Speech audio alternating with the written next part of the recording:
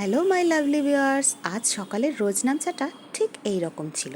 সকাল সকাল যেটা আমার কাজ, পুজো করে চলে গেছিলাম সোজা রান্নাঘরে। সকাল সকাল আজ একটু লেট হয়েছে, জানো তো আজ একটা মজার ঘটনা ঘটেছে। আজ আমি মর্নিং পোস্টটা করার সময় শুভ রবিবাসরীয় সকালের শুভেচ্ছা লিখে দিয়েছিলাম, তারপর এডিট করে ওটাকে ঠিক করলাম, পোস্টও করে দিয়েছিলাম জানো তো। এই দেখো, সকালে এদের ছবি তো তোমাদের আগেই দিয়েছি। এটাও কিন্তু আমার রোজকার কাজ, এদের একটু সকাল সকাল এদের সাথে সময় কাটিয়ে নেওয়াটাও কিন্তু একটা থেরাপির মতো।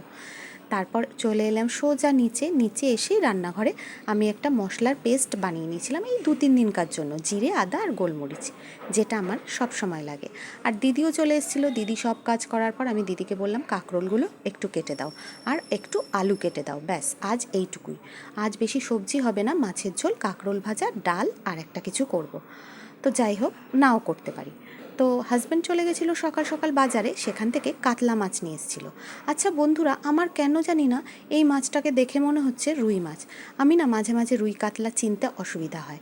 তো তোমরা দেখে বলো তো, মাথা লেজাটাও আমি দেখাচ্ছি তার সাথে, এটা দেখে বলো তো রুই না কাতলা।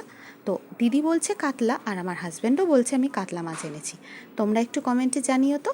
তো যাই হোক, পাবদা করব ভেবেছিলাম, ছেলে খায় না তো দুরকম আর করতে পারছি না। এইখানে মাছগুলো সুন্দর করে ভেজে ভেজে আমি তুলে রেখেছি। মাছটা ভাজা হয়ে গেলে আমি দুবারে ভাজবো, কারণ অনেকটা মাছ দিয়েই ঝোলটা করব, দুবেলার একসাথে করে নেব।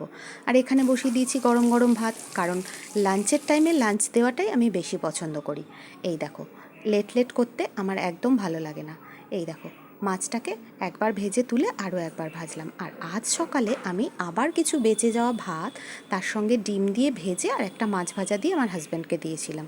কেন কি, ভাত নষ্ট করতে আমার একদম ভালো লাগে না। আমিও তার সাথে 2-1 চামচ খেয়ে নিয়েছিলাম। তো যাই হোক, এটা করে আমি করে নিলাম মাছের ঝোলটা প্লেন জিরে আদা বাটা আর গোলমরিচ বাটা দিয়ে, সাথে একটু কাঁচা লঙ্কাও দিয়েছিলাম অল্প করে। খুব বেশি ঝাল আমি খেতে পারি না আমার গলার প্রবলেমটার জন্য, আর ওরা যদি চায় কাঁচা লঙ্কা নিয়ে নিতে পারে। এই দেখো, একদম কাতলা মাছের পাতলা ঝোল। এই রেসিপিটা তো তোমরা আগে অনেকবার দেখেছো আমার ভিডিওতে। তারপর করে নিয়েছিলাম গরম গরম একটু ডাল, মুসুরির ডাল, একদম পাতলা করে ঝাল ডাল, যেটা খাওয়া হবে লেবু দিয়ে। ঝাল ডাল মানে অন্য কিছু টক দেওয়া নেই। এই দেখো, মুসুরির ডাল একদম পাতলা করে, যেটা খাওয়া হবে একদম এই রকম সবুজ সবুজ লেবু দিয়ে। তোমরা কে কে মাছের ঝোলে লেবু খাও আমাকে কমেন্টে জানিও তো। আমি কিন্তু এই রকম পাতলা মাছের ঝোলের সাথেও লেবু খাই বন্ধুরা। তোমরা কি খাও? এই বাড়িতে কিন্তু কেউ খায় না, আমি একাই মাছের ঝোলের সাথে লেবু খাই, ডালের সাথে সকলেই খায়। এই দেখো, একটু ফুটিয়ে নিলাম মাছের ঝোলটা, ব্যাস রেডি। ভালো করে ফুটিয়ে একদম রেডি আমার লাল লাল মাছের ঝোল। এটা কিন্তু খেতে বেশ টেস্টি হয়, পাতলা ঝোল বলে ভেবো না, খেতে একদম টেস্টি হয় না। এই দেখো কমপ্লিট লুক মাছের ঝোলের। এটা আমি এখন ঢেলে নেব একটা বোউলের মধ্যে, তারপর রেডি। ভিডিওটা কেমন লাগলো আমাকে কিন্তু জানিও বন্ধুরা।